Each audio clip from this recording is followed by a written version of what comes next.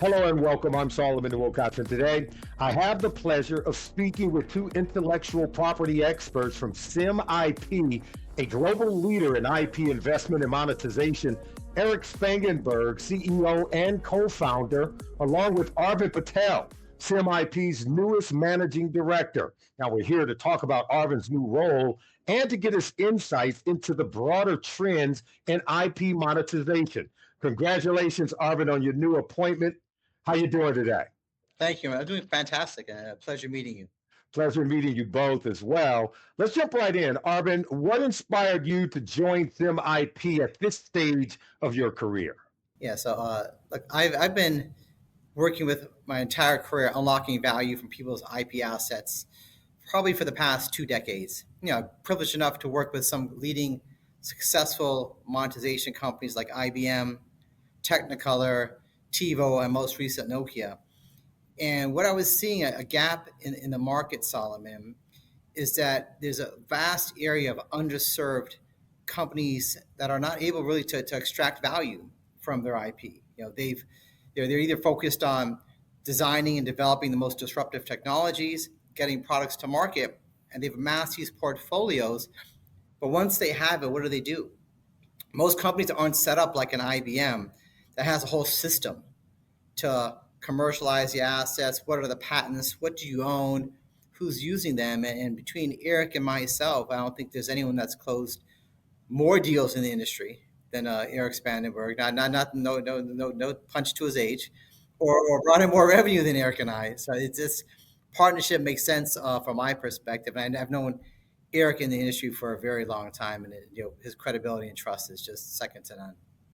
Erich, bringing on someone like Arvin with his background at Nokia and TiVo and many more, it's a very big move. So, what does Arvin bring to SIM IP? Yeah, so I had been unsuccessfully trying to clone myself for a number of years, and when I met Arvin, you know, let's see, we met in Miami in May, and had a good conversation about what our shared vision was for the IP market, and we clicked right away. So we had known each other, but had never broken bread. We had a great dinner at Cipriani, and just hit it off. And we've been talking like we've been partners for years since May. So it was just a good fit, to tell you the truth. Yeah, sounds like a powerful combination. Now, stepping back just a little bit, the IP monetization landscape is rapidly evolving. Arvin, from your perspective, what trends are you seeing in IP monetization right now? And what should companies know about this environment?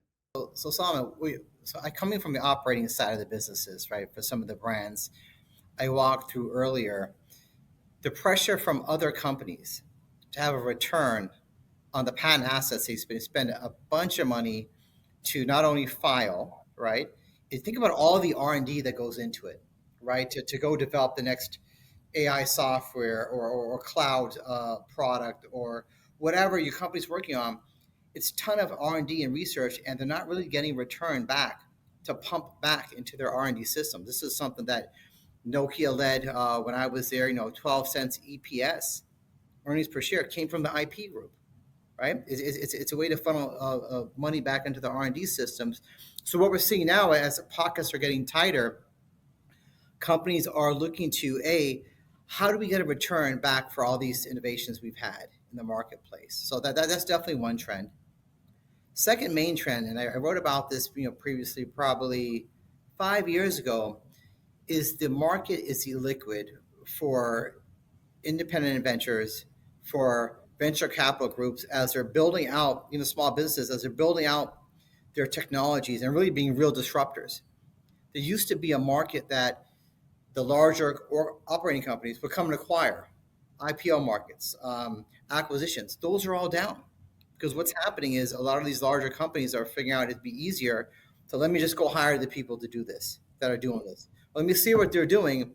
And because the smaller guy can't really put up a fight or know how to commercialize it, I could just take these areas. And this is something that's widely been written about from Tim Draper. Him and I co-wrote an article on this. And to me, these are some of the areas that's happening. So independent inventors disrupting the future, but then what's their path to exit? How do they want to move forward? And a lot of things are getting taken away and stolen, and threats are coming from overseas, people, IP theft from larger organizations. So this is really a white knight perspective. Is like, let us come in with the expertise and trust to sit down with you with bespoke solutions. I know Eric's going to talk about this. Is the beauty of Sim IP is that it's not a one-stop shop for everything. It's a dynamic platform that's flexible. We could partner with you, we could acquire the assets, or we could help you in the enforcement mechanism. But we have the decades of know-how and trust in the marketplace that we know how to do this secret sauce, and we could partner with companies to do this. Yeah, that kind of leads us to this last question. Erich, you could take it first. What do you see as the future? What does the future hold for a company like STEM IP and their future role in shaping intellectual property? Yeah, so look, I think that the change you've seen, so I started in the space in 2003, and the truth is there are bullish times and times to be short in the IP space. So 2003 to 2010, good time to be long. 2010 to 2022, 3, good time to not be long. And now incredible time to be long because of things like the UPC and the amazing things that they're doing at the patent office. So I think that we've got a great multi-year run here, bullish times for IP. And I think that the other thing is you started to see the transition where what was controversial 20 years ago today is an accepted business practice. So I think that you want to bring that expertise in. You outsource lots of things. Outsource this to us, and we'll do a good job for you. Arvin, anything you'd like to add to that before we go? I'm excited. Thanks for this conversation. We're going to push this business to new heights together with Erich and I. So stay tuned. Well, we want to thank you guys for taking time out of your busy schedules to join us and sharing some of your phenomenal insights. Congratulations again, Arvin, on your new role with Sim IP. We look forward to speaking with you guys and learning more about your collaboration. Thank you again for joining us. Thanks, Solomon. Thank you, Solomon.